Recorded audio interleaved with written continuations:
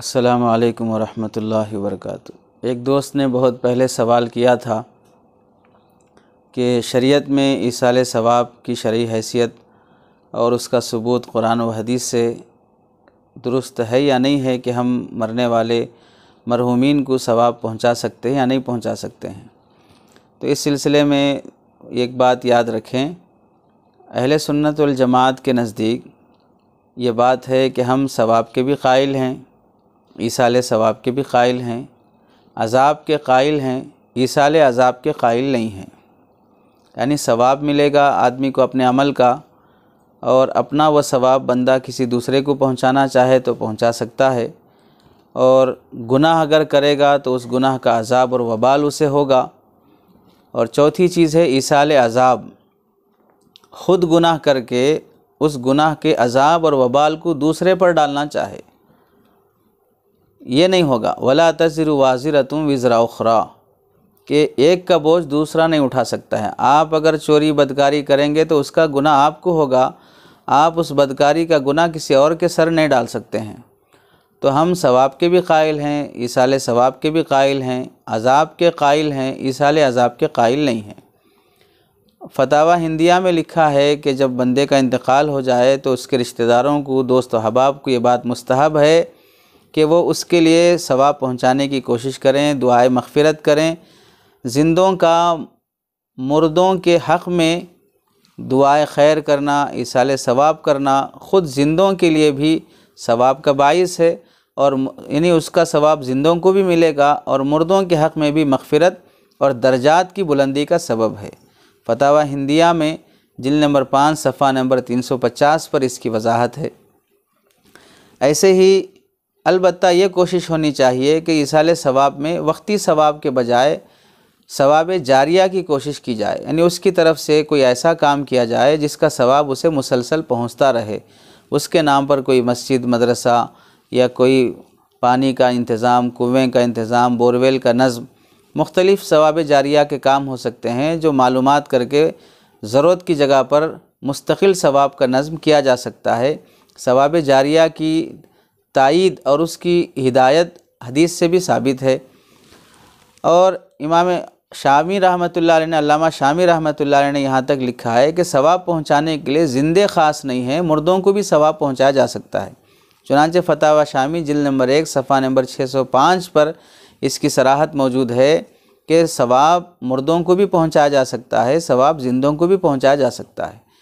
زندوں کو ثواب پہنچانا بعض لوگوں کو بڑا تعجب لگتا ہے، جبکہ ہم یہ بھی بولتے ہیں من دل علی خیرن، کہ حدیث میں آیا ہے کہ اگر کوئی آدمی کسی کو کسی بھلائی کی طرف رہبری کرے گا فلہ اجرہ و اجر من عمل بہ، کہ اسے اس خیر کا بھی ثواب ملے گا اور جو اس خیر پر عمل کرے گا اس کا بھی ثواب ملے گا۔ تو اس کے عمل کا ثواب اس کو پہنچ رہا ہے، تو یہ ایصال ثواب ہی ہوا ہے کہ آپ اگر کسی کو اچھے کاموں کی طرف رہبری کریں گے ان کاموں کا ثواب آپ کو پہنچتا ہے۔ ثواب پہنچنے کے لیے زندگی یا موت سے کیا تعلق ہے؟ عمل سے اس کا تعلق ہے۔ تو زندوں کو بھی پہنچایا جا سکتا ہے، مردوں کو بھی پہنچایا جا سکتا ہے۔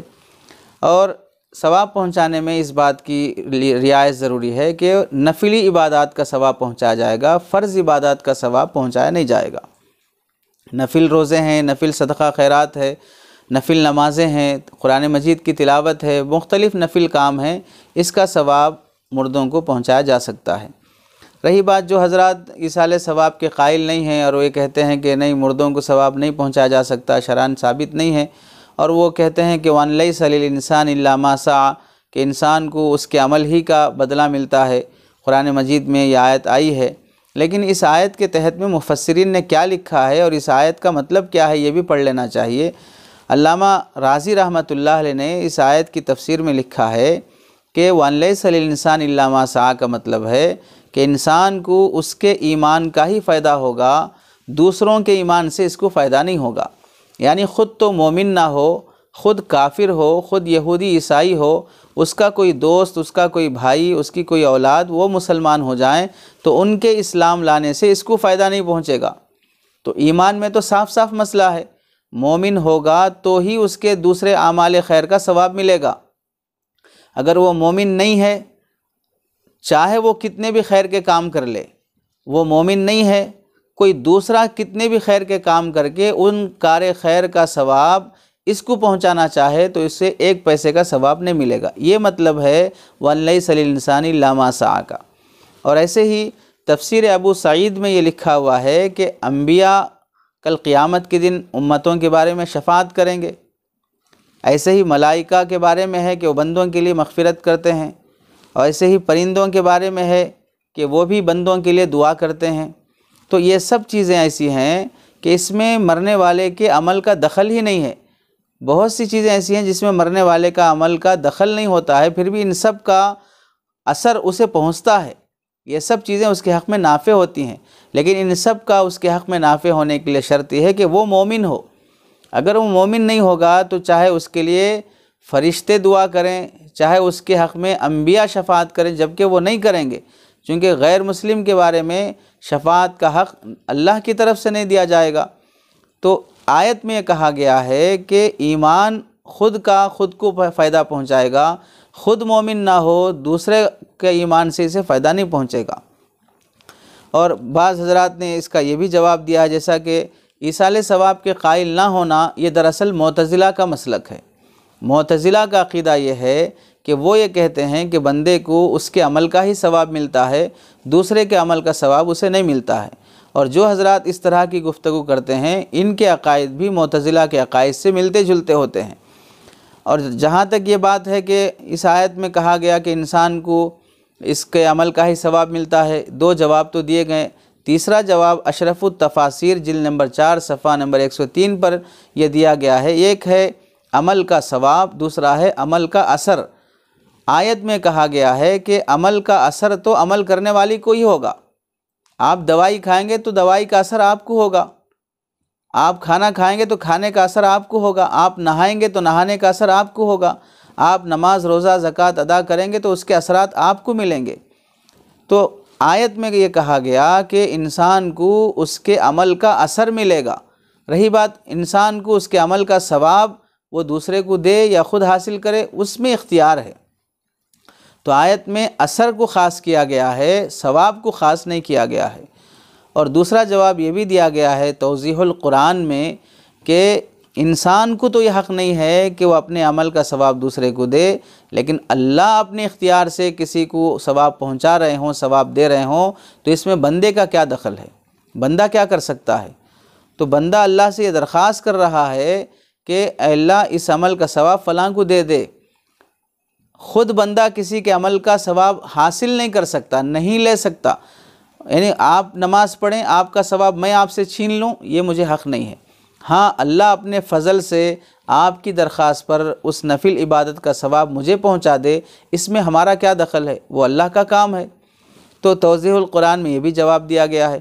اور اہل السنہ والجماعہ اور بلکہ جو حضرات علامہ ابن تیمیہ رحمۃ اللہ علیہ کو پیش کرتے ہیں انہیں جان لینا چاہیے کہ فتاوی ابن تیمیہ جلد نمبر 24 صفحہ نمبر 366 میں اس بات کی صراحت ہے کہ علامہ ابن تیمیہ نے لکھا ہے حج ہو، عمرہ ہو، قرآن کی تلاوت ہو وغیرہ ثواب اپنے مرحومین کو یا زندہ رشتہ داروں کو پہنچانا، اس میں کوئی حرج نہیں ہے، بس شرط یہ ہے کہ یہ اعمال نفلی ہوں اور اس پر دنیا کی کوئی اجرت پیسہ وصول نہ کیا جائے۔ جیسے آج کل قرآن خوانی پر تلاوت وغیرہ کر کے پیسہ وصول کیا جاتا ہے، اس طرح کا نہ ہو، چونکہ اس پر جب اجرت لی جاتی ہے تو پڑھنے والے کو ہی ثواب نہیں ملتا ہے تو وہ دوسرے کو کہاں سے ثواب پہنچائے گا۔ اس کے علاوہ بہت سی حدیثوں میں حضرات صحابہ کے مختلف واقعات نقل کیے گئے ہیں۔ کسی صحابی کی والدہ کا انتقال ہو گیا، ان کی طرف سے کنواں کھدایا جا رہا ہے، کسی کے والد کا انتقال ہو گیا، ان کی طرف سے حج کیا جا رہا ہے، کسی کے انتقال ہو گیا، ان کی طرف سے غلام آزاد کیے جا رہے ہیں۔ ایسے دسیوں مستقل کتاب ابھی حال میں حضرت مولانا مفتی شعیب اللہ خان صاحب دامت برکاتہم نے ایک تازہ کتاب لکھی ہے تقریباً 150 صفحات پر، جس میں ایصال ثواب پر تفصیلی بحث کی گئی ہے۔ اس کے علاوہ بھی متقدم علماء میں مختلف رسائل اور کتابیں اس پر لکھی گئی ہیں کہ ایصال ثواب برحق ہے، اور مختلف حدیث کی شروحات میں اس پر تفصیلی بحث کی گئی ہے۔ خلاصہ یہ ہے کہ ایصال ثواب حق ہے، بندے کو ثواب ملتا ہے اپنے عمل کا، اور بندہ اپنا ثواب دوسرے کو پہنچانا چاہے تو اللہ اپنی فضل سے وہ ثواب پہنچائیں گے۔ جو لوگ اس کے قائل نہیں ہوتے ہیں انہیں سوچنا چاہیے کہ مرنے کے بعد اپنے کو ثواب پہنچانے کے دروازے خود بند کر رہے ہیں۔ یعنی اگر کوئی عمل کر کے آپ کو ثواب پہنچانا چاہے اور آپ اسے یہ کہہ رہے ہیں کہ نہیں مجھے آپ کا ثواب نہیں چاہیے، تو آپ خود محروم ہونا چاہتے ہیں، اور ہم ایسا محروم ہونا نہیں چاہتے ہیں۔ اور بندے کو کوئی ثواب پہنچائے گا بھی تو آپ اجنبی ہیں، آپ سے جان پہچان نہیں ہے، بلا وجہ کے اپنے عمل کا ثواب آپ کو کیوں پہنچائے گا؟ جب بھی کوئی اپنے عمل کا ثواب کسی کو پہنچاتا ہے تو اس سے عموماً ایسا ہوتا ہے کہ کوئی نہ کوئی بھلائی اور خیر اسے ملی ہوتی ہے، اس سے عقیدت اور محبت ہوتی ہے، تبھی وہ اپنا عمل کر کے اسے اپنا ثواب پہنچاتا ہے۔ تو خلاصہ یہ ہوا شرعاً ایصال ثواب ثابت ہے، احادیث سے بھی اس کا ثبوت ہے۔ بعض جو اختلافات ہیں کہ مالی ثواب پہنچے گا، بدنی ثواب نہیں پہنچے گا، تلاوت کا پہنچے گا، فلاں کا نہیں پہنچے گا، حدیث میں حج کا آیا ہے حج کا پہنچے گا، صدقے کا آیا صدقے کا پہنچے گا، تلاوت کا نہیں آیا اس لیے تلاوت کا نہیں پہنچے گا۔ سوچنے اور سمجھنے کی بات یہ ہے، عمل کا ثواب دیا جانا، عمل وہ تلاوت بھی ہو سکتا ہے، عمل وہ مالی عبادت بھی ہو سکتی ہے، عمل وہ صدقہ خیرات بھی ہو سکتا ہے، عمل کا ثواب پہنچانا ہے۔ یہ اس تفریق کا کیا مطلب؟ سمجھ میں نہیں آنے والی بات ہے۔ تلاوت بھی ایک عمل ہے، صدقہ بھی ایک عمل ہے، حج بھی ایک عمل ہے۔ جب بندہ عمل کر کے دوسرے کو ثواب پہنچانا چاہے تو آپ یہ کہہ رہے ہیں حج کا تو ثواب پہنچے گا، تلاوت کا نہیں پہنچے گا۔ کیا تلاوت عبادت نہیں ہے؟ حج عبادت ہے تو تلاوت عبادت نہیں ہے؟ تو حاصل یہ کہ اہل سنہ والجماعہ کے نزدیک ایصال ثواب برحق ہے۔ آدمی زندہ رہے تب تک ثواب حاصل کرنے کی کوشش کرے، ایسے کار خیر کر لے دوسروں کے حق میں نفع بخش ہوں جو مرنے کے بعد بھی وہ اپنے اعمال کا ثواب پہنچاتے رہیں۔